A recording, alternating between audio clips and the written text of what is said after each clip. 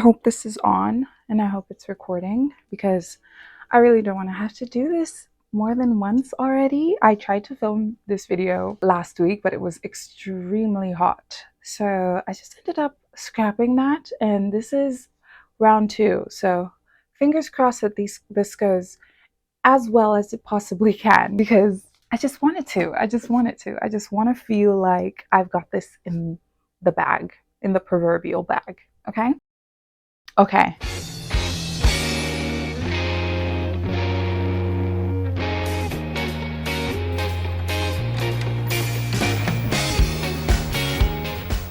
Hi guys, I'm Pauline. Welcome back, if you're familiar with the channel, to episode 2 of Examining the Barbie Movies series. Today we'll be talking about Barbie and the Magic of Pegasus.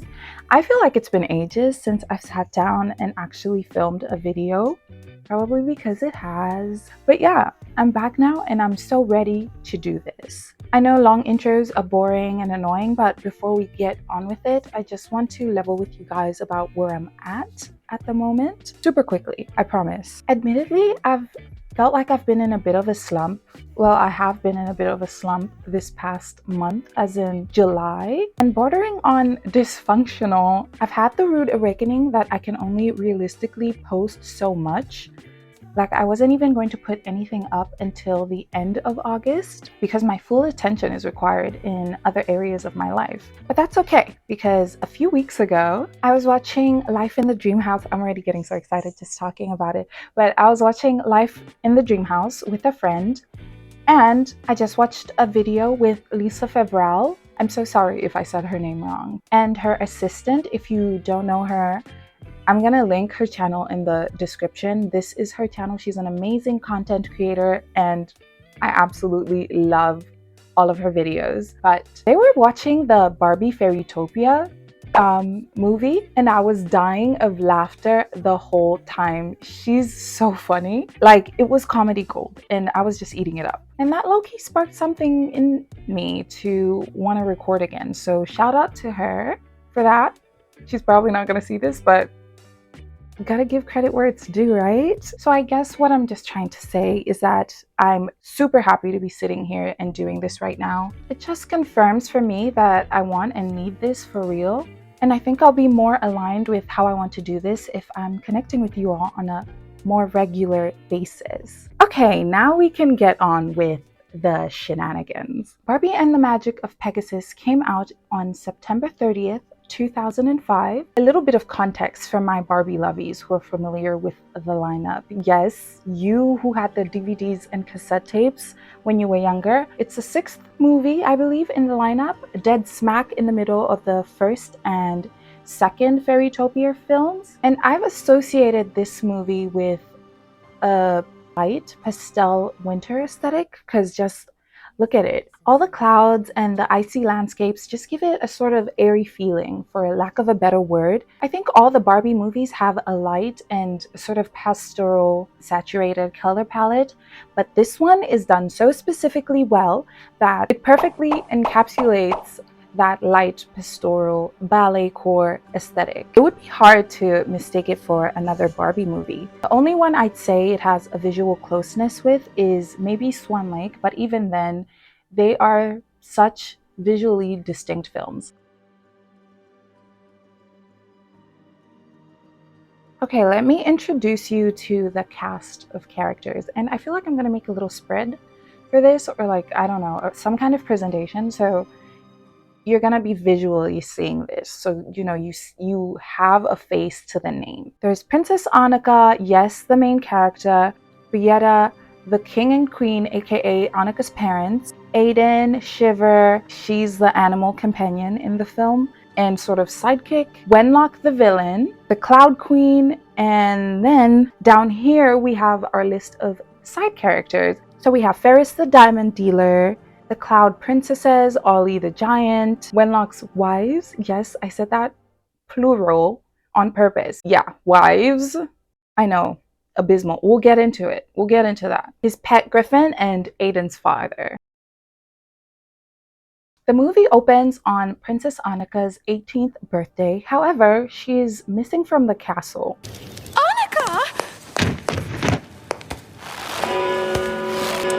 princess is missing! The princess is missing! The princess is missing! And she does this so often that there's a protocol set up for this specific scenario. Church bells, gongs, everything, and everyone is in disarray. So you're wondering, where the heck is she? Well, she went out. I mean, escaped to go ice skating, of course. Annika is naturally in her rebellion era. She's got some sass about her and wants to be free of her parents' control. Underestimate her at your own risk because she is a self-reliant and kind of feisty princess. She's like skating away and then she bumps into a cute little polar bear and decides to adopt her and names her Shiver because she's ironically a cold polar bear. So earlier I specifically used the word escaped because our girl is in fact under lockdown. She's perpetually grounded, and come on, no one returns home like this after being granted permission. You can tell she's like an expert. Anyway, she's probably sneaking back in with Shiver, but she gets caught with the bear too. So now she's in trouble, and then they have a little talk and she's like, oh, mom and dad, you guys are like so overbearing and suffocating. It's like you almost don't want me to have a life. Valid. And their response is Yes! But they've made up their minds and they want her to go to her room. This is where Annika and I completely differ because I'd be like, don't threaten me with a good time. Like, as we'll come to learn, Annika does not give up quite easily, and I'm honestly so here for this tenacity that she has. Nothing will stop her from a night on the town. Like, it's her birthday. Can't a girl breathe, skate, get into a cute outfit? Dang. So she decided to follow through with her plan, and she steps out in this super cute look with an updo and lavender toned dress. It's so ballet core. I feel like the girls who are into the coquette aesthetic would be so here for this look. The bows, the colored tights, and her skill is not in ballet but skating. But honestly, I think it's just as elegant. This movie, as well as I'm sure you guys have seen it, as well as that one Disney movie, go figure, made me want to be an ice skater. Yeah, but that dream is very deep down in the dumps of, you know, my many not lived lives, and I'm honestly fine with it because I cannot handle cold temperatures, which is ironic because of where I live. And also, on top of that, I can't skate to save my life. So yeah, never gonna work. And when she arrives at the skating rink, everyone's a bit awkward and just staring at her because she's the princess. Except for this little boy who sets the example and walks up to her asking if she can skate with him, which is quite the wholesome moment. So yeah, everyone joins in on the fun and they're honestly having a really good time. But then a sudden they ask you how you are, you just okay. A sudden dark cloud falls upon them and a man appears out of nowhere on a griffin. His name is Wenlock, and this is the villain. And he's there to give her an ultimatum for marriage, as if she'd be the luckiest girl in the world if she did. Anyway, forget you.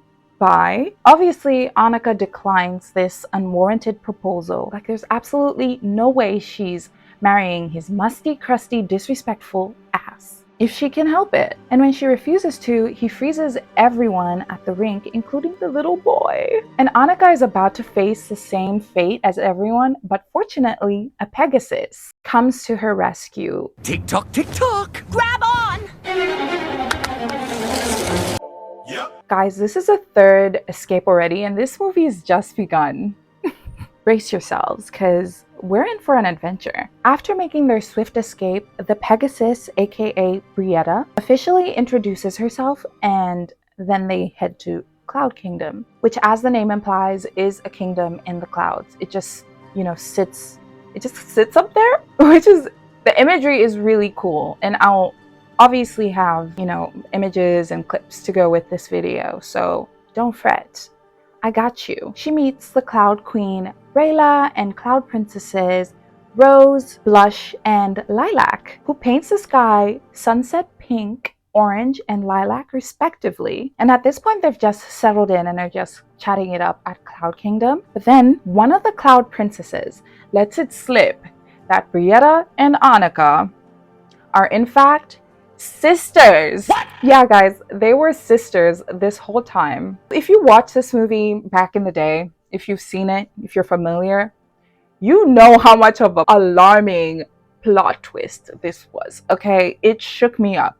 Yeah, I was shook. So because of this slip in the tongue, Annika discovers the truth behind Brietta's tragic incident, which involves, you guessed correctly, none other than Wenlock. Ugh, I can't stand this guy. I really can't. This sorry excuse of a man who likes to acquire women as if they're his property. He wanted to do the same with Brietta, but she refused, and rightfully so. It seems like the sisters are absolutely in their right minds. They have got it up here, and I can respect that. And and that's when he turned her into a Pegasus and then dipped. Like, what? He's not just diabolical, he's petty too.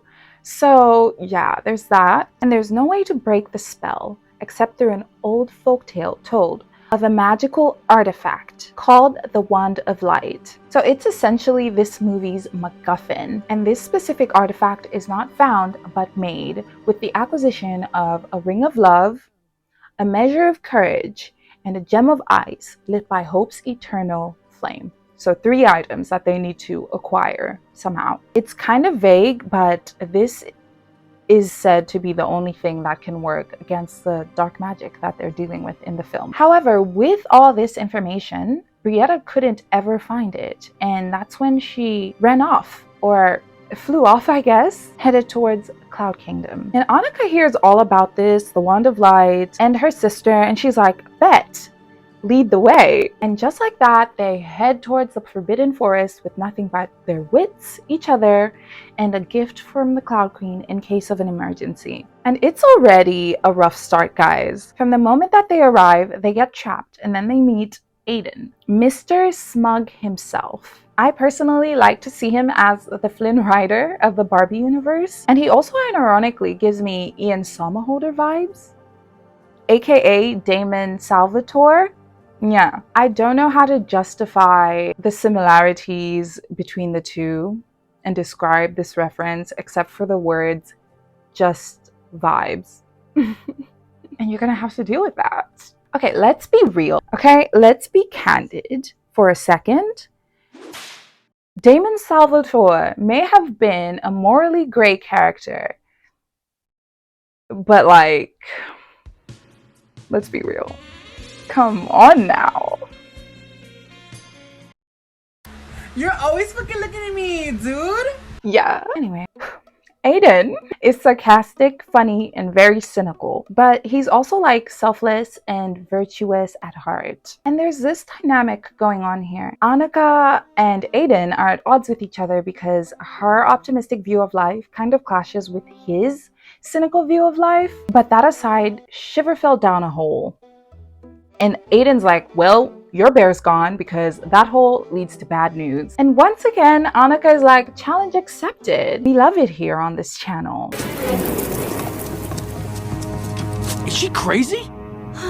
Apparently. So Annika is now on her mini adventure down the hole to the giant's house. And you know what? It does lead to bad news because she falls into a pot. And they arrive just in time for the giant's lunch.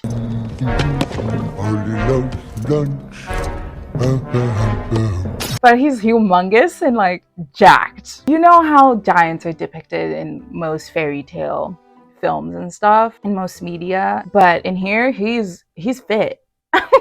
And that's, I'm just being honest. Anyway, this is where she gains her measure of courage by using a decorative item which most consider to be frivolous and useless, but she uses it creatively to show how resourceful, clever, and intelligent she is. Not to mention brave in the face of danger. Can you guys tell I really like this character? The way she tricks Ollie and remains calm and classy the whole time while doing it is a yes, truly, in my books. So they escape safely and meet up with Aiden and Brietta. And Aiden is sounding a little bit too stunned by her capabilities. And she's like, yeah, dude, get with the program. Didn't she tell you that she's not afraid to take on a challenge? He also thinks the Wand of Light is nothing but a fairy tale. But even though he doesn't believe this, after a little talk with Annika about second chances, he agrees to help them, even though he doesn't believe it, right? If you recall, the other item that they need is a gem of ice lit by Hope's eternal flame. And luckily enough, Aiden knows a gem dealer in the Forbidden Forest named Ferris. Ah, you've come to the right place. A gift for a lady? Do I hear wedding bells in the future? No! You've got the wrong idea. You're way off. Yeesh, okay, touchy. With that reaction? Yeah, okay, sure. Yeah. So he gives them a tip in exchange for her ice skates, and now they have what they need. So they go on their merry way. Then it lingers on Ferris for just a little bit longer, and this is the look of a man who is up to no good. And now you may be thinking to yourself, because I am also thinking this to myself, Pauline, it's summertime, and this movie has undeniably more of a winter theme. And to that, I say there's this thing, it's called free will. No, I'm just kidding. I know I'm way out of season, guys. And yet we're here regardless. I'm beginning to think that time blindness may be an actual real thing, because I don't know. Okay, and if that's the case, then lock me up, arrest me, take me as your captive. The following morning, they continue their journey to find the gem of ice on top of an icy mountain directly hit by sunlight rays. Okay, I want to diverge from the main mission for a second and catch up with the happenings in the Forbidden Forest. Forbidden Forest, Forbidden Woods, I may be using those interchangeably. I'm not sure which it is, but I think you get the point. You get the point. It's a dark place, a dark and gloomy place surrounded by trees where everybody seems to go to do sketchy business in. Yeah, I'll put the correct one up here on the screen for those of you who just absolutely cannot stand mistakes like that. Now that that's clear, are you guys still with me? Awesome. Let's continue. Wenlock and Ferris meet up to exchange information about the princess. He now knows that the princess is trying to make a wand of light. And then after getting what he wanted, he traps Ferris in a doormat. I mean, don't get me wrong, both of them are weasels in my opinion, but you must be on a plane of your own to not keep your word and do this. So yeah, now he's out there looking for Princess Annika. Back to the main gang. They make it into the ice cavern, but before they go inside, there's a slightly cautionary message at the entrance that says, "Take only what you need, but never from greed." And then they go in. So, you know, Annika takes her gem and everything's fine. And then we see Aiden reaching for a gem. And of course, everyone's concerned because, like, hello, the warning. But then he reassures them that he knows what he's doing. And surely enough, nothing happens. On the other hand, Shiver is collecting and piling gems on gems. Bruh. The cavern starts shaking around. Ice chunks are falling all over the place, and so they must make a quick escape at this point. They make it out successfully, and finally we get into some Aiden lore. Aiden essentially grew up poor. They could live fine, but money was scarce. And then because they were struggling, he decided to take a chance and ended up gambling all the money away. Lost it completely. And he just couldn't face his parents after this, so he ran away into the Forbidden Forest, like everyone does. Which explains why nothing happened when he reached for the gem back at the ice cavern. An important piece of information, Brietta's tiara represents the only thing that she has from her previous life, so it's very important to her. But then they need something to piece the wand together, and Brietta decides to give up her tiara. And because she does a selfless act, the tiara becomes a symbol of love. And then it turns into the actual ring of love. Putting their hunt to an end, they've acquired all 3 items.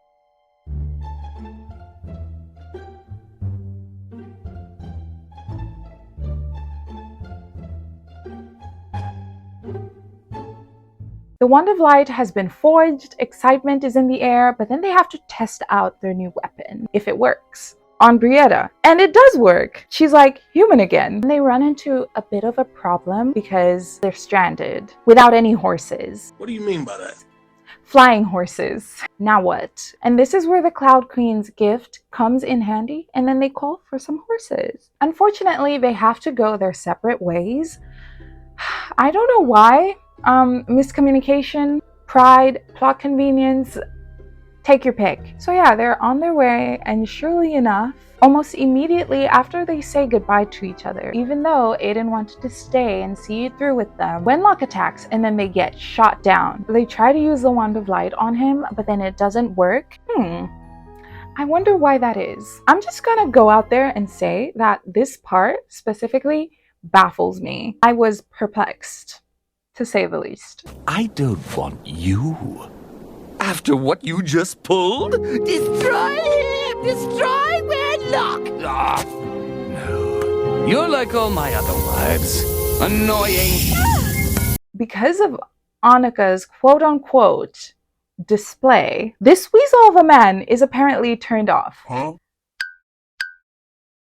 What? Excuse me, sir? It was never on. What are you talking about? I swear he's just that rat from Rapunzel and they've repurposed him. Please tell me someone else sees it. Rapunzel rat, Wenlock. Rapunzel rat, Wenlock. They're one and the same. He sets off an avalanche, trapping Annika under it. And have you noticed a theme here? Wenlock seems to have a bad habit of trapping people. It's the subtext of it all, you know? Aiden returns to help them, and Shiver trying to dig Annika out is so incredibly cute. Also, I realized Brietta isn't helping. She's just like standing there. Did she forget to use her hands? Or after getting her out of the snow, they return to Cloud Kingdom with Annika still unconscious. And when she wakes up, Girly is immediately on go mode. She's like, I gotta go. I gotta get going. But I've really got to get out of here. And I just need to get out of here. But I have to go. As usual with these examining videos, time is of the essence, so you know, I'm not surprised here. The main thing on the agenda is to retrieve the Wand of Light, which Wenlock currently has at his headquarters. So they set off to his headquarters, and it is made of ice. So they have to skate almost incognito to get to the main room where he has the Wand of Light. And Wenlock is completely oblivious to their plan, and instead of taking, I don't know, security measures, he's busy mistreating his wives, trying to use the Wand of Light on them. And luckily it doesn't quite work on them, and this is pertinent to understanding his disgusting nature. Why did I say it like that? I'm appalled by this man. Okay, I hate him so much. He's just a character, but he irks me. I don't even know what other phrase I can use to describe how much I feel deeply grossed out by this man. Yeah, anyway, I'm just gonna stop talking about him.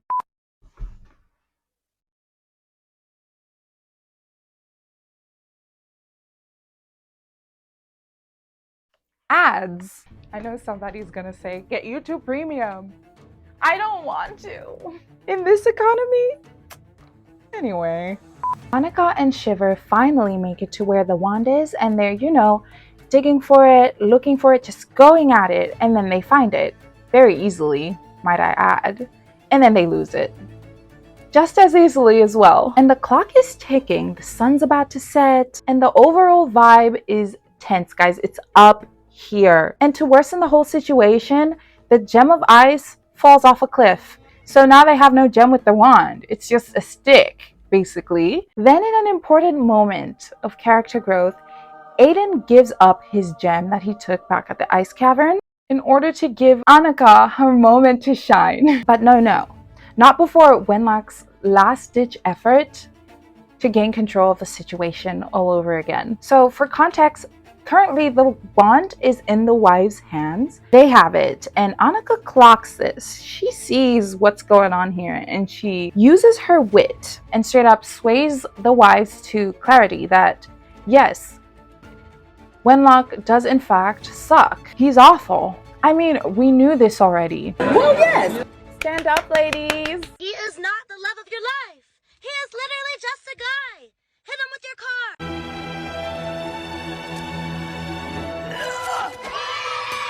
Women in solidarity. We just love to see it on this channel. I'm just kidding. Don't do that. Seriously, I do believe in love.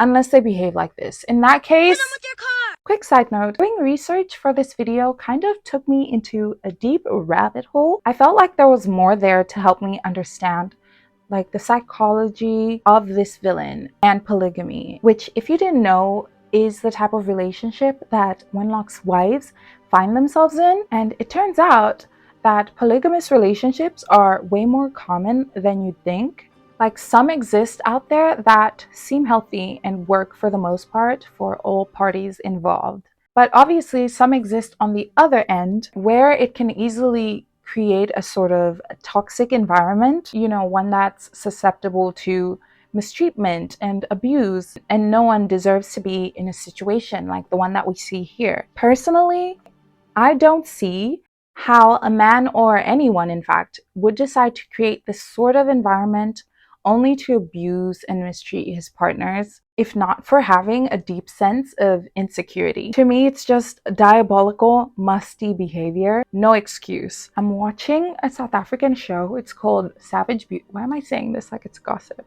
I'm watching Gossip Girl. I'm watching a South African show. It's called Savage Beauty, and it kind of dives deep enough into this exact topic to analyze it. Who knows, maybe I'll review it on the channel. But anyway, all this is to say, please be careful out there. Be aware of the relationships that you're getting into. Both or all parties should be on the same page and comfortable with it. If any one of you is not on the same page, then it can't work. Even whilst you're in the relationship, communicate and check in often on the other person because people can change. A tangent. Back to the scheduled program. Annika finally puts an end to this circus act of a man. She says her line and transforms into this floor-length gown, the one we see in the doll and all the promo. And then she works her magic, finally deleting. You tried it. I mean, yeah. Finally defeating Wenlock and reversing all of his spells, including the one that he had on the wives to make them uglier, and the one that he had on himself to make himself more attractive. Yup, I thought he couldn't get any worse, but he's a catfish too, guys. I'm at a loss for words for this villain. He reeks of misogyny, and I'm disgusted. 냄새? disgusting한 냄새가 나요. disgusting shit. The wives thank Annika, Aiden, and Brietta, and then they decide to stay so that they can deal with Wenlock for everything that he put them through. Sweet revenge. Annika and Brietta return home, and so does Aiden, but this time he's rich, unashamed, and has a princess by his side, so he's not doing too bad for himself. And of course, his parents welcome him with open arms because they never really were ashamed of him. They never wanted him to leave. They would have forgiven him. So that's a very, very good end to Aiden's story. And so the movie ends up at Cloud Kingdom, and the wand is turned into the first star that you see each night. Quick note, and this is something that just popped into my head upon rewatch for this specific video, is that why not keep the wand in case of any future threats? It's literally a powerful weapon. If there's one Wenlock, there's clearly more out there. Hit him with your car! I just don't get it. So yeah, that was Barbie and the Magic of Pegasus. All in all, a very solid Barbie movie, but does it stand the test of time? This is slightly out of the norm for me, but I have a little bit of a critique. Let's just get it out of the way. They never dive deeper into the magic. Like, what's the source of the magic? I like to dig my claws and sink my teeth. I'm actually scared myself there, but my point is, I like to get into it. I like to get into the magic systems. I like to know the ins and outs, and I just think that if they utilized a little bit more world building, just a tad further, I feel like it would make it more interesting, more believable, and just take it to another level. On the other hand, I do realize that I'm way out of the target demographic for this film, so I'm very aware that it might be too much of an ask for a 90-minute kids film, but just sit with me for a second and just imagine the world we would be living in. And Mattel fleshed it out and gave it the time to marinate, right? To its full potential. The potential is undeniable. It's there. And I just see it once and I can't unsee it. This movie's great. That's all. And the rest is good. These Barbie movies are the perfect form of escapism. You can just turn off your brain, relax, and enjoy the film with just enough depth so you're not just sitting there, no thoughts, just watching things happen for no reason. It's kind of what I aim to do with this channel, create a sort of form of escapism for myself and anyone who's watching. Just ignore that, please. I'm not gonna do this again. Next time it's just gonna be an image. Yeah. Because I've learned my lesson. I try to make things ambient and then boom, YouTube hits me with the ads. As I mentioned before, it's up there with some of the popular OGs and I guess you could call them classics. Pretty sure that's what most people who are into the Barbie movies call them, the classic Barbie movies. Barbie as Rapunzel, Fairytopia, The Princess and the Pauper, Swan Lake. If you know, you know. And some of them tend to have the most delightful bloopers, and this one is not an exception. It, in fact, has my favorite set of bloopers of all time. And here's some that I personally really like. So I could try, Ollie quite enjoys a delicious luncheon, or perhaps Ollie relishes a midday repast, or... No, let's stick to the script. Ollie like lunch is fine. 12 years of theatre for this. First positions, please. And mine is Barbie@Barbie.com. Got it. Roll camera. Wait for action, please. Let's reset. We're losing the light. Are you all right? Oh, yeah. Yeah, I'm fine. I'm just a little winded. Please wake up. Please. I need you. Please wake up. Please. Sorry. Okay, I'm okay. Please wake up. I need you. Aiden? Let's cut the line. It's not working for me. Ow!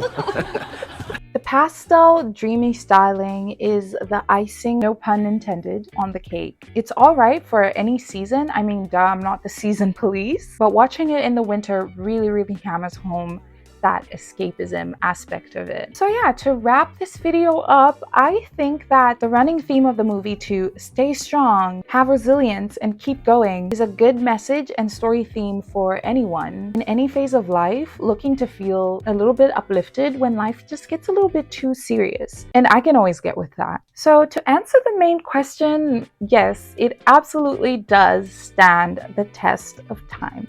To be honest, it just feels so good to be sitting here talking about things that I love, even though I'm doing it to solely prove to myself that I can, in fact, actually do it. I just want to thank anyone who's connecting with this. Like, thank you. I hope you like this video, comment, subscribe, all that sweet jazz. Oh, and if you've made it all the way through, mwah! Sparkle, sparkle. Comment a skate or tiara emoji because I see you. I see you. I see you, you know? And I'll see you again in 2 weeks' time. Bye!